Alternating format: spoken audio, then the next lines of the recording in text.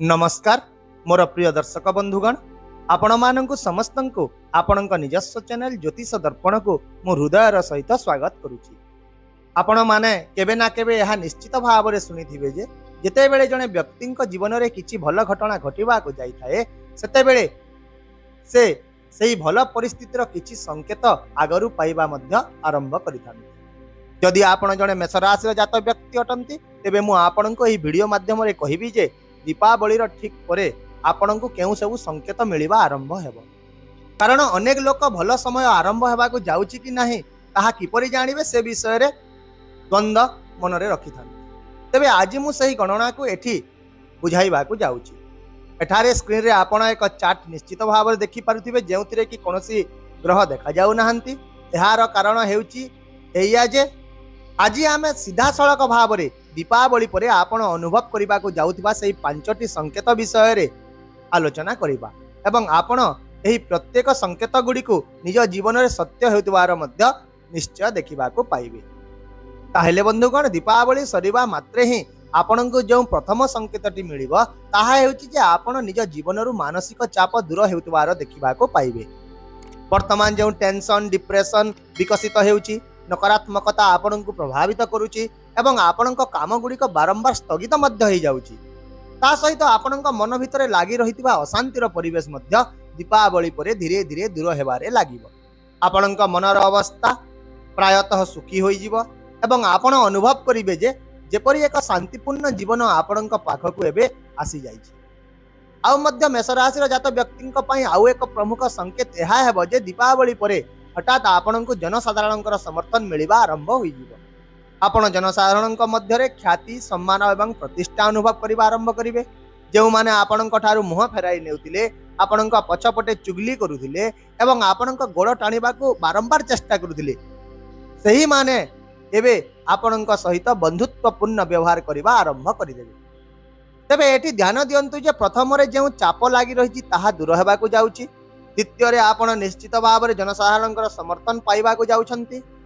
यहाँ पर तृतीय रे आपण आउ एक अत्यंत शुभ संकेत रही जहाँकि दीपावली ठीक परे परे आपण हठात आपण भौतिक सुविधा वृद्धि देखा पाइबे।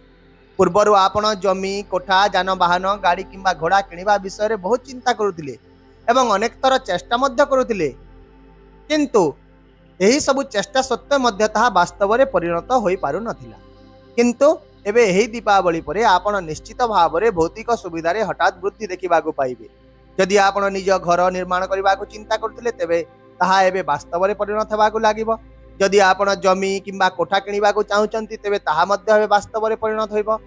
जदि आपण निजर पैतृक घर किंबा संपत्ति किणवा बा विक्रय करने विषय मानसिक चाप अनुभव करथिले ताहा एबे दूर हेबो। आपण पैतृक संपत्ति सहित जड़ित जेकोसी काम अटकी रहितिला से सबु एबे आपण पक्षरे आसीबा आरंभ करिवो। तेबे ही तृतीय संकेतटी दीपावली परे परे ही देखा जिबा आरंभ होई जिवो। सही परि आपण को जो चतुर्थ शुभ संकेतटी मिलिबा को जाउची ताहा हेउची आपण कर्मक्षेत्र सह जड़ित। सेटा आपण जॉब करूथांतु किंबा व्यवसाय मध्य करूथांतु आपण निजर कार्यक्षेत्र रे एक गुरुत्वपूर्ण सुगमता देखिबा को पाइबे। जदि आपण व्यवसाय करिसंती तेबे आपण व्यवसाय रे एक वृद्धिकारक परिस्थिति अनुभव करिवार संभावना रहिछि। जदि कोनोसी स्थान रे आपणकर टेंडर फसी रहिछि किंबा कोनोसी एग्रीमेंट अटकी रहिछि अथवा टंका मध्य कोनोसी जगह रे फसी रहिछि ए सबु एबे आपणक पाखकु फेरिबा को लागिबो। जो ग्राहक माने आपणक पाखकु आसु नथिले से माने एबे पुणी थरे आपणक पाखकु आसीबा पई बाध्य हेबे से माने आसीबा को लागिबे। जदि आपण जॉब करूछंती एवं मानसिक चापग्रस्त होई अछंती आपणक ऊपर बॉस किंबा सहकर्मी समर्थन अभाव रहुछि अथवा प्रशंसार अभाव रहुछि पदोन्नतिर अभाव रहुछि स्थानांतर सुजोग मिलु नाही एवं यह व्यतीत मध्य जदि आपण एक नूतन चाकरी खोजुछंती किंतु स्थिति आपणक सपक्ष रे काम करू नाही ताहेले आपणक कार्यक्षेत्र संबंधी आपणक जीवन रे रहितवा समस्त नकारात्मक दिग गुड़िक एही दीपावली परे 100% समाधान होई जिवो। यहाँ पर आपणक पई पंचम एवं सबुठारु गुरुत्वपूर्ण संकेतटी हैला जहाँकि प्रत्येक व्यक्ति चाहिथांती जे तांको जीवन रे केबे भी एपरि घटना न घटू ताहा हेउची स्वास्थ्य समस्या। जदि आपणकर स्वास्थ्य बारंबार आपणको कष्ट देउची हैरान करूची आपण किंबा निज परिवार सहित जड़ित स्वास्थ्य समस्या द्वारा आपण निरंतर मानसिक चाप पाउछंती, हॉस्पिटल रो भर्ती खर्च बढ़ी चलीछि, तेबे वर्तमान आपण देखिबे जे यह किपरि भाबरे आपणक जीवन अदृश्य हेबारे लागिबे। आपणकर स्वास्थ्य दृष्टिकोण सुदृढ़ हेबो, आपणकर मानसिक दृष्टिकोण सुदृढ़ हेबो।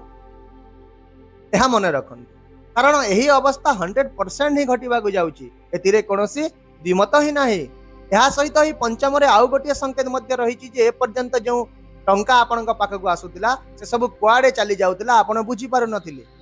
टंका जेते स्पीड रे आपणक पाखकु आसुतिला से स्पीड रे मध्य बाहर को चली जाउतिला, किंतु वर्तमान आपण देखिबाकु पाइबे जे एही दीपावली परे परे धीरे धीरे आपणकर बैंक बैलेंस मजबूत हेबाकु लागिबो।